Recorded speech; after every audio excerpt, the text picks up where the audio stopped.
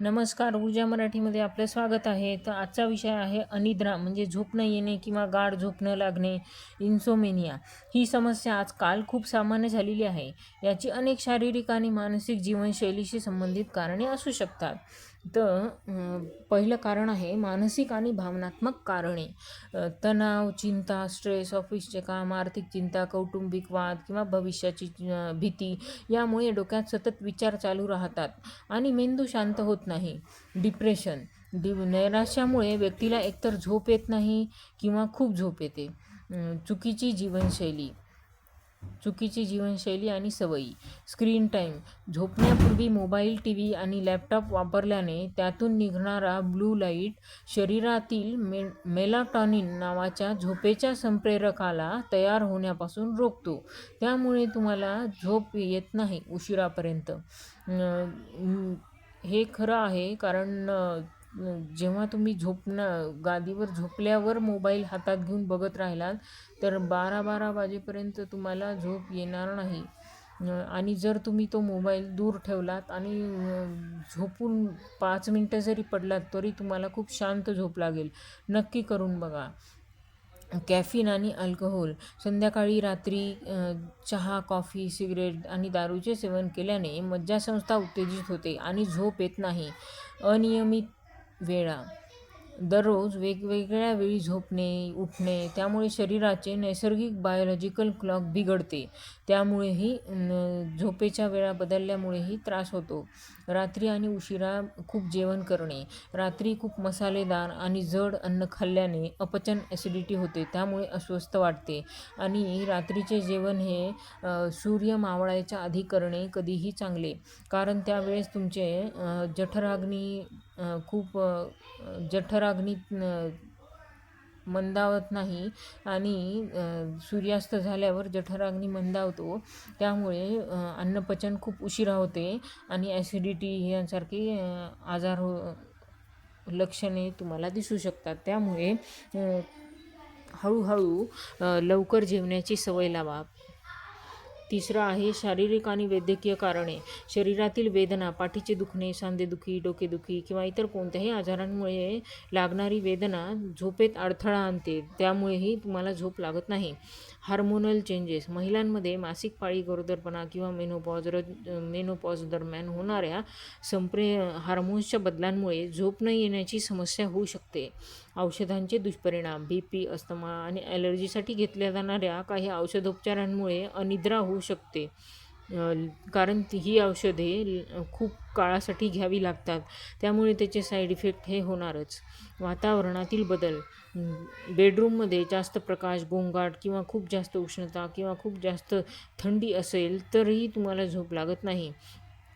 अस्वस्थ गादी किंवा उशी, जर मऊ किंवा आरामदायक गादी किंवा उशी नसेल तरीही झोपेचा त्रास होऊ शकतो.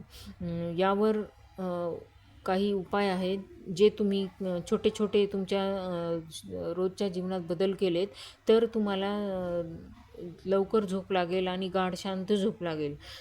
तर पहिला आहे वेळ निश्चित करा. दररोज एकाच वेळी झोपण्याची आणि उठण्याची सवय लावा. डिजिटल डिटॉक्स, झोपण्याच्या किमान 1 तास आधी मोबाईल, TV बंद करा. हलका व्यायाम आणि योग, संध्याकाळी किंवा रात्री हलकी योगासने किंवा प्राणायाम केल्याने मन शांत होते, शरीर पण शांत होते आणि स्ट्रेच मिळतो शरीराला आणि त्यामुळे झोप चांगली लागते. चहा आणि कॉफी, संध्याकाळी 6 नंतर कॅफेनयुक्त पदार्थ पिणे टाळा, त्यामुळे झोप निघून जाईल तुमची. हातपाय धुवून झोपणे, पूर्वी कोमट पाण्याने आंघोळ करून झोपत असत किंवा मग पाय आणि तोंड धुवून झोपत असत.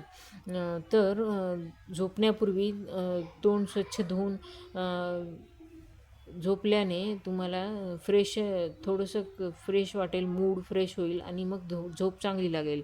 आणि आता आपण अशी काही आसने बघणार आहोत ज्यामुळे तुमच्या झोपेचे अनिद्रेपासून किंवा झोप न येणे ह्यापासून तुम्हाला नक्कीच आराम मिळेल. झोपेची समस्या दूर करण्यासाठी पुढील काही योगासने ही अत्यंत प्रभावी मानली जातात. ही योगासने कशी करावीत हे आता आपण बघूया. पहिलं आहे बालासन, चाइल्ड पोजमुळे हे आसन मध्यवर्ती मज्जासंस्थेला, सेंट्रल नर्वस सिस्टीमला शांत करते. त्यामुळे दिवसभराचा शारीरिक आणि मानसिक ताण हलका होतो. Supta Baddha Konasana, reclining bound angle pose, ह्यामुळे मांड्या आणि हिप्समधील ताण निघून जातो. शरीरातील पॅरासिम्पथेटिक नर्वस सिस्टीम सक्रिय होते, ज्यामुळे शरीराला रिलॅक्स मोडमध्ये जाण्यास मदत होते. सुप्त मत्स्येंद्रासनामुळे हे आसन पाठीच्या कण्यातील किंवा पाठीच्या स्नायूंमधील जडकण म्हणजे स्टिफनेस दूर करते. पचनक्रिया सुधारण्यासाठी आणि शरीरातील साचलेला ताण बाहेर काढण्यासाठी हे खूप उपयुक्त आहे. चौथा आहे विपरीत करणी. भिंतीला लागून पाठीवर झोपणे आणि पाय वर करून भिंतीला टेकून हे आसन केले जाते. हे झोपेसाठी सर्वोत्तम आसन मानले जाते. दिवसभर पायांमध्ये साचलेले रक्त आणि द्रव पुन्हा हृदयाकडे वाहू लागतात, ज्यामुळे पायांचा थकवा दूर होतो आणि हृदयगती मंदावून गाढ झोप लागते. पाचवा आहे आनंद बालासन. हे आसन ओटीपोट आणि पाठीचा खालचा भाग रिलॅक्स करते, त्यामुळे मनातील अस्वस्थता कमी होऊन शांतता लाभते आणि झोप लागते. सहावा आहे जाणू शीर्षासन. ह्यामुळे हॅमरस्ट्रिंग, पायाचे स्नायू आणि पाठीचा कणा उत्तम स्ट्रेच होतो. हे आसन मेंदूला शांत करण्यास आणि चिंता, एन्झायटी कमी करण्यास मदत करते. अशा काही टिप्स आहेत ज्यामुळे तुम्हाला फायदा होईल. ही आसने रात्री झोपण्यापूर्वी 15 ते 20 मिनिटं आधी करावीत. खोलीतील दिवे मंद ठेवा आणि शांत वातावरणात सराव करा. प्रत्येक आसनात असताना दीर्घ आणि हळूवार श्वास घ्या. जर तुम्हाला पाठीचे किंवा दुखीचे गंभीर आजार असतील तर ही आसने हळूवार किंवा तज्ज्ञांच्या सल्ल्यानेच करा.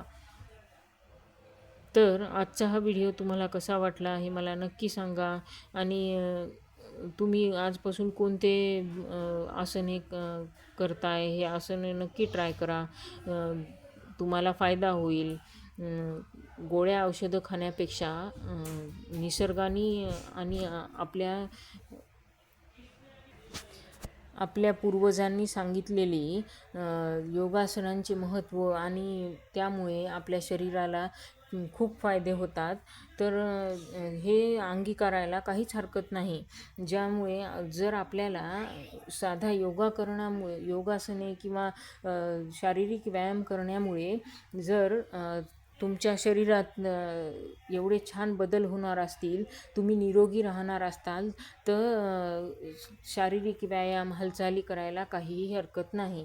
हे नक्कीच केले पाहिजे प्रत्येकाने. आजचा व्हिडिओ तुम्हाला कसा वाटला हे नक्की सांगा. भेटूया पुढच्या अशाच व्हिडिओसोबत. तोपर्यंत ऊर्जा मराठीला सबस्क्राईब करा. धन्यवाद.